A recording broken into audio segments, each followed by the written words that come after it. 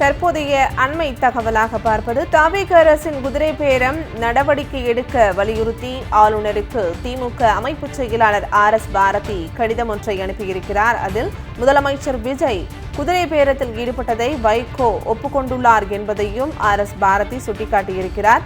தவிக அரசுக்கு பெரும்பான்மை இல்லாததால் சட்டமன்ற உறுப்பினர்களின் எண்ணிக்கையை குறைக்கும் வகையில் முதலமைச்சர் விஜய் கூட்டு சதியில் ஈடுபட்டிருக்கிறார் என்பதையும் அதில் குறிப்பிட்டிருக்கிறார். உதயசூரியன் சின்னத்தில் போட்டியிட்டு வெற்றி பெற்ற 2 மதிமுக எம்எல்ஏக்களையும் பதவி விலகச் செய்ய வைகோவுடன் இணைந்து முதலமைச்சர் கூட்டு சதியில் ஈடுபட்டிருக்கிறார் என்பதை அவர் தெரிவித்திருக்கிறார். முதலமைச்சர் ஜோசப் விஜய் கூட்டு சதியில் ஈடுபட்டதை வைகோ அவர்களே வெளிப்படையாக தெரிவித்துள்ளார் என்பதையும் RS பாரதி அந்த கடிதத்தில் சுட்டிக்காட்டியுள்ளார். இத்தகைய குதிரை பேரத்தில் முதலமைச்சரே நேரடியாக ஈடுபட்டுள்ளதால் அவர் மீது வழக்கு பதிந்து நடவடிக்கை எடுக்க வேண்டும் என்று RS பாரதி அதில் குறிப்பிட்டிருக்கிறார். அண்மை தகவலாக பார்க்கிறோம். முதலமைச்சர் விஜய் மீது வழக்கு பதிய ஊழல் தடுப்பு மற்றும் கண்காணிப்பு துறைக்கு ஆளுநர் உத்தரவிட வேண்டும் என்று RS பாரதி அந்த கடிதத்தில் வலியுறுத்தியிருக்கிறார். அண்மை தகவலாக பார்த்து வருகிறோம். தவிக அரசின் குதிரை பேரத்தை கண்டித்தும் அதை நடவடிக்கை எடுக்க வலியுறுத்தியும் ஆளுநருக்கு திமுக அமைப்பு செயலாளர் RS பாரதி கடிதம் வாயிலாக தெரிவித்திருக்கிறார். முதலமைச்சர் விஜய் குதிரை பேரத்தில் ஈடுபட்டதை வைகோ ஒப்புக்கொண்டுள்ளார் என்பதையும் RS பாரதி சுட்டிக்காட்டியிருக்கிறார். தவிக அரசுக்கு பெரும்பான்மை இல்லாததால் சட்டமன்ற உறுப்பினர்களின் எண்ணிக்கையை குறைக்கும் வகையில் முதலமைச்சர் விஜய் கூட்டு சதியில் ஈடுபட்டிருக்கிறார் என்பதையும் RS பாரதி அந்த கடிதத்தில் வலியுறுத்தியிருக்கிறார். உதயசூரியன் சின்னத்தில் போட்டியிட்டு வெற்றி பெற்ற 2 மதிமுக எம்எல்ஏக்களையும் பதவி விலகச் செய்ய வைகோவுடன் இணைந்து முதலமைச்சர் விஜய் கூட்டு சதியில் ஈடுபட்டிருக்கிறார் என்பதையும் அந்த கடிதத்தில் அவர் குறிப்பிட்டிருக்கிறார். முதலமைச்சர் ஜோசப் விஜய் கூட்டு சதியில் ஈடுபட்டதை வைகோ அவர்களே வெளிப்படையாக தெரிவித்துள்ளார் என்பதையும் அதில் சுட்டிக்காட்டியிருக்கிறார். இத்தகைய குதிரை பேரத்தில் முதலமைச்சரே நேரடியாக ஈடுபட்டுள்ளதால் அவர் மீது வழக்கு பதிந்து நடவடிக்கை எடுக்க வேண்டும் என்று RS பாரதி அவர்கள் தற்போது தெரிவித்திருக்கிறார். முதலமைச்சர் விஜய் மீது வழக்கு பதிய ஊழல் தடுப்பு மற்றும் கண்காணிப்பு துறைக்கு ஆளுநர் உத்தரவிட வேண்டும் என்று தற்போது RS பாரதி கடிதம் வாயிலாக வலியுறுத்தியிருக்கிறார். அண்மை தகவலாக பார்த்து வருகிறோம்.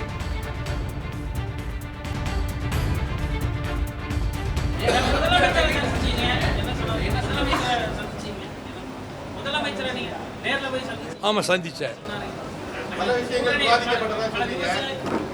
2 எம்எல்ஏக்கள் ராஜினாமா பண்ணதோ நான் உங்களுக்கு தேர்தல் பிரச்சாரம் மேற்கொள்கிறேன் அப்படின்னு சொன்னதாக.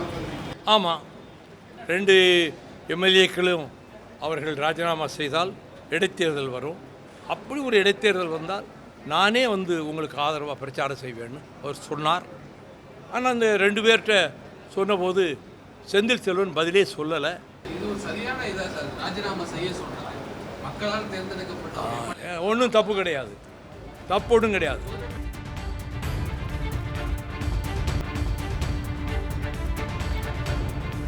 தவிக அரசின் குதிரை பேரம் தொடர்பாக நடவடிக்கை எடுக்க வலியுறுத்தி ஆளுநருக்கு திமுக அமைப்பு செயலாளர் RS பாரதி கடிதம் வாயிலாக வலியுறுத்தியிருக்கிறார். முதலமைச்சர் விஜய் குதிரை பேரத்தில் ஈடுபட்டதை வைகோ ஒப்புக்கொண்டுள்ளார் என்பதையும் அந்த கடிதத்தில் RS பாரதி சுட்டிக்காட்டியிருக்கிறார்.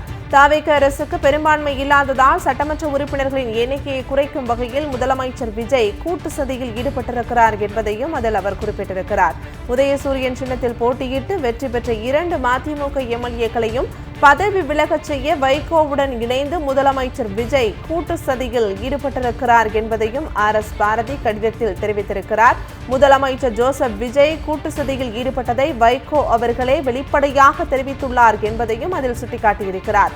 இத்தகைய குதிரை பேரத்தில் முதலமைச்சரே நேரடியாக ஈடுபட்டுள்ளதால் அவர் மீது வழக்கு பதிந்து நடவடிக்கை எடுக்க வேண்டும் என்றும் RS பாரதி தெரிவித்திருக்கிறார். முதலமைச்சர் விஜய் மீது வழக்கு பதிய ஊழல் தடுப்பு மற்றும் கண்காணிப்பு துறைக்கு ஆளுநர் உத்தரவிட வேண்டும் என்று தற்போது RS பாரதி கடிதம் வாயிலாக வலியுறுத்தியிருக்கிறார். அண்மை தகவலாக பார்க்கிறோம்.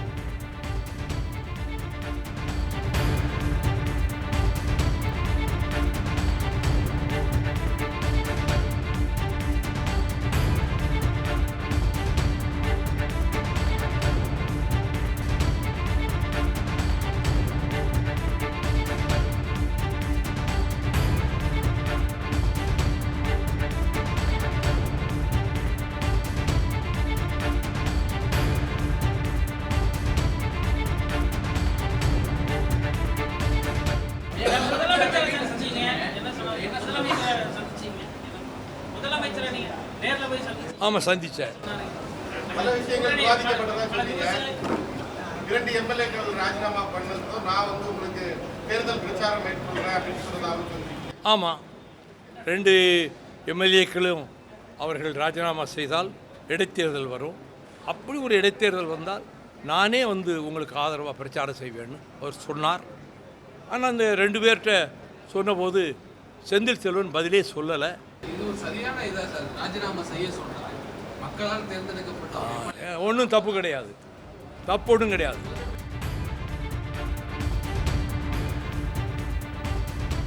தாவேக அரசு குதிரை பேரத்தில் ஈடுபட்டதை கண்டித்தும் நடவடிக்கை எடுக்க வலியுறுத்தியும் ஆளுநருக்கு திமுக அமைப்பு செயலாளர் RS பாரதி கடிதம் ஒன்றை அனுப்பியிருக்கிறார். அந்த கடிதத்தில் முதலமைச்சர் விஜய் குதிரை பேரத்தில் ஈடுபட்டதை வைகோ ஒப்புக்கொண்டுள்ளார் என்பதையும் RS பாரதி சுட்டிக்காட்டியிருக்கிறார்.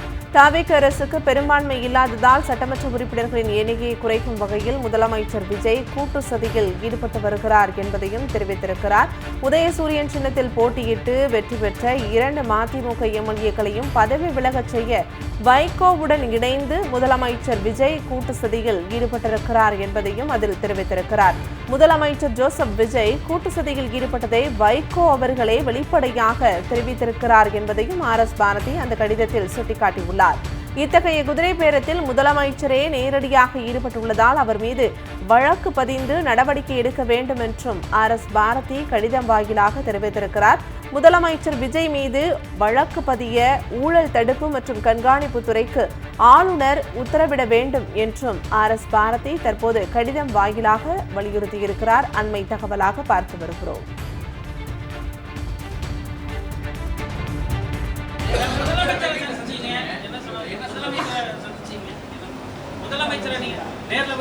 ஆமாம், சந்தித்தேன்.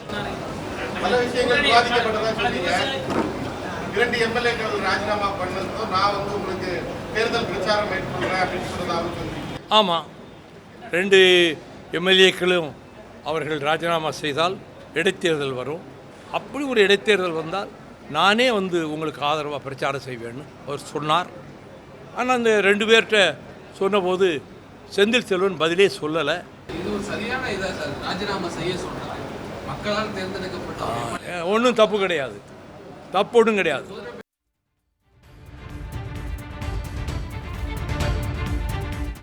நாம் பார்த்துக் கொண்டிருக்கிறோம்.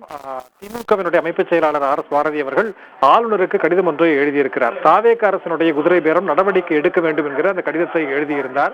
முதலமைச்சர் விஜய் குதிரை பேரத்தில் ஈடுபட்டதை வைகோவை ஒப்புக்கொண்டுள்ளார் என்றும் தன்னுடைய அந்த கடிதத்திலே RS பாரதி குறிப்பிட்டிருந்தார். அது மட்டுமல்லாமல் தாவேக அரசுக்கு பெரும்பான்மை இல்லாததால் சட்டமன்ற உறுப்பினர்களுடைய எண்ணிக்கையை குறைக்கும் வகையில் முதலமைச்சர் விஜய் கூட்டுச்சதி செய்திருக்கிறார் என்றும் RS பாரதியினுடைய அந்த கடிதத்தில் குறிப்பிடப்பட்டிருந்தது. மேலும் உதயசூரியன் சின்னத்தில் போட்டியிட்டு வெற்றி பெற்ற 2 மதிமுக எம்எல்ஏக்களையும் பதவி விலக செய்ய வைகோவுடன் இணைந்து முதலமைச்சர் விஜய் கூட்டு செய்தி செய்திருக்கிறார் என்றும் ஆளுநர் இப்படியான ஒரு கடிதத்தை ஆளுநருக்கு RS பாரதி அவர்கள் எழுதியிருந்தார். இந்த நிலையிலே திமுக மீது எதையாவது ஒன்றை குற்றம் சொல்ல வேண்டும் என்பதற்காக தாவேக அமைச்சர் நிர்மல்குமார் தற்போது கொஞ்ச நேரத்துக்கு முன்பாக செய்தியாளர்களை சந்தித்து தாவேக எம்எல்ஏக்களிடம் பேரம் பேசப்பட்டதாக ஒரு குற்றச்சாட்டினை முன்வைத்திருக்கிறார். அது தொடர்பாக நம்முடன் திமுகவை சேர்ந்த அலிமல் புகாரி இருக்கிறார். நாம் பேசலாம்.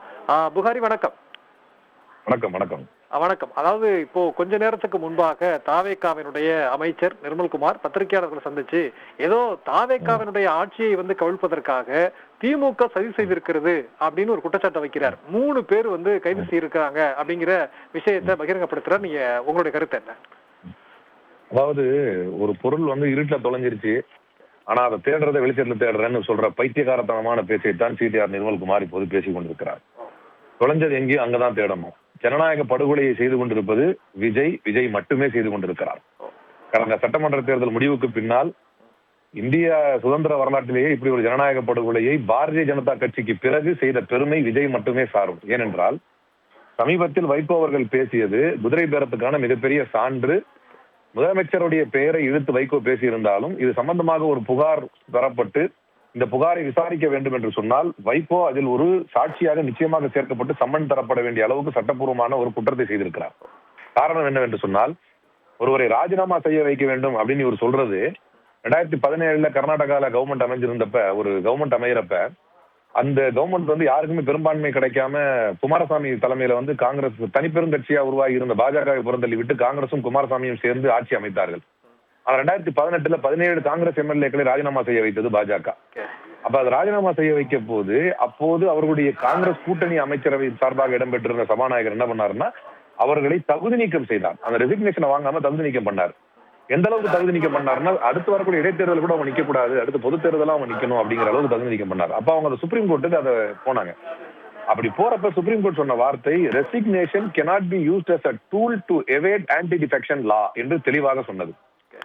ராஜினாமாவை கட்சித்தாவல் தடுப்பு சட்டத்தின் வழியாக வரக்கூடிய நடவடிக்கையை தடுக்கக்கூடிய ஒரு கருவியாக பயன்படுத்த முடியாது என்று உறுதியாக உச்சநீதிமன்றம் தன்னுடைய தீர்ப்பில் சொன்னதற்கு பின்னாலும் திமுகவின் உறுப்பினர்களை ராஜினாமா செய்ய வைப்பதற்கு வைகோ யார் அப்படிங்கிற கேள்வி இங்க ஆழமாக எழுதுறது. இதுல என்ன பாயிண்ட் அப்படின்னா வைகோ சொல்கிறார் இது ஒட்டக பேரமான்னு கொஞ்சம் கூட சட்ட அறிவு இல்லாமல் வைகோ பேசுகிறார். ஏன் அப்படின்னா மதிமுக என்கின்ற பொலிட்டிக்கல் பார்ட்டிக்கு வைகோ தலைவரா இருக்கலாம், ஆனா மதிமுக என்கின்ற பார்ட்டிக்கு லெஜிஸ்லேட்டிவ் பார்ட்டியே கிடையாது. ஏன்னா அவர்கள் திமுகவின் உறுப்பினர்கள். அப்ப திமுகவின் உறுப்பினர்களை ராஜினாமா செய்ய வைக்கும்படி சொல்வதற்கு வைகோ யார்? முதல்ல ஒரு பேட்டி கொடுக்குறாரு, அது விஜய் தான் என்கிட்ட சொன்னார் அப்படின்னு. அதுக்கப்புறம் சொல்றாரு இல்ல நான் சொன்னேன் அப்படின்னு. முதல்ல இவர் யாரு? உதயசூரியன் சின்னத்தில் அடிப்படை உறுப்பினராக பங்கெடுத்து ஜெயித்தவர்களை ராஜினாமா செய்ய வைக்கும்படி வைகோ பேசியது திட்டவட்டமான சட்டவிரோதம்.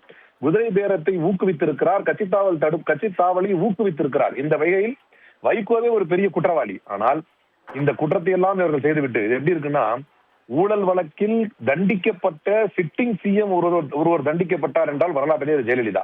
அந்த ஜெயலலிதா அவருடைய புகைப்படத்தை பாக்கெட்ல வச்சுட்டு இருக்கக்கூடிய செங்கோட்டையனை அமைச்சராக வைத்துக் கொண்டு ஊழலுக்கு எதிராக தாவேகா எப்படி பேசுகிறதோ, குறிப்பாக திமுக இதுவரை எந்த நிர்வாகியும் எந்த அமைச்சரும் ஊழலுக்காக இதுவரை நிரூபிக்கப்படவில்லை எந்த குற்றச்சாட்டும். ஆனால் திமுகவை எதிர்த்து ஊழல் குற்றச்சாட்டுகளை வீசுகிறார்கள், அநீதமான குற்றச்சாட்டுகளை வீசுகிறார்கள். அதே போலத்தான் குதிரை பேரத்தை இவர்கள் செய்துவிட்டு தொலைச்சது இருட்டுல ஆனா தேடுறது வெளிச்சத்தில்ங்கிற மாதிரி அனைத்து சட்டவிரோத செயல்களையும் விஜய் தலைமையேற்று பாரதிய ஜனதா கட்சியினுடைய ஒன்று விடாமல் அனைத்து பொருத்தங்களும் மிக சிறப்பாக பொருந்தி வரக்கூடிய ஒரு நபர் விஜய். எனவே தன்னுடைய கட்சியின் பலகீனத்தையும் தான் எந்த அளவுக்குன்னா எந்த கொள்கையும் இல்லாத ஒரு பவர் ஹங்கிரி பர்சனாக விஜய் செயல்பட்டுக் கொண்டிருக்கிறார். ஆட்சியில் அதிகாரத்தை தன்னை நிலைநிறுத்திக் கொள்வதற்காக எந்த கட்சியும் உடைக்க தயார், எந்த விழுமியங்களையும் மீற தயார், எந்த நியாயத்தையும் மீற தயார் என்கின்ற அடிப்படையில் சட்டத்தையும் மதிக்காமல், மரபுகளையும் மதிக்காமல், ஜனநாயகத்தையும் மதிக்காமல், எந்த கட்சி நிர்வாகத்தையும் மதிக்காமல், மக்கள் தீர்ப்பை மதிக்காமல் மக்களால் தேர்ந்தெடுக்கப்பட்ட பிரதிநிதிகளை ராஜினாமா செய்ய வைக்கக்கூடிய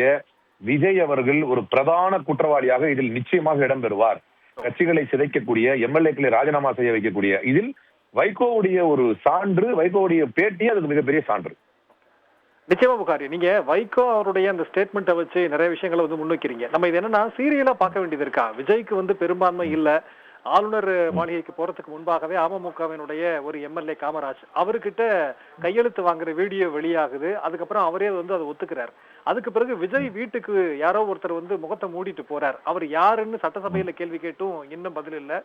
நீங்க சொன்ன மாதிரி 6 எம்எல்ஏக்கள், அதுல குறிப்பா 4 பேர் ராஜினாமா பண்ண உடனேயே சட்டப்பேரவையினுடைய மேல மாடியில போய் உடனே தாவேகாவினுடைய உறுப்பினர் அட்டையை வாங்கி அதுல இணைகிறாங்க. அடுத்த 2 பேர் லைனப்ல இருக்கிறாங்க. இப்ப இதன் மீது புகார் ஏற்கனவே இருக்கிறது. இதிலெல்லாம் நடவடிக்கை எடுக்காம, கைது நடவடிக்கை எடுக்காம டக்குன்னு 3 பேர் ஏதோ முன்னாள் அமைச்சர் பேச சொன்னார்னு சொல்லி கைது செய்யக்கூடிய இந்த விஷயங்கள் அப்படிங்கிறது எதை மடைமாற்ற அப்படின்னு ஒரு கேள்வி வைக்க வேண்டியது இருக்கா? ஏன்னா எந்த விஷயமா இருந்தாலும் தாவேகா ஆரம்பத்துல இருந்து திமுக தான் காரணம்னு எலெக்ஷனுக்கு முன்பாகவும் சொல்றாங்க, இப்பவும் சொல்றாங்க. அப்ப நம்ம அப்படி பொருத்தி பார்க்க வேண்டியது இருக்கா?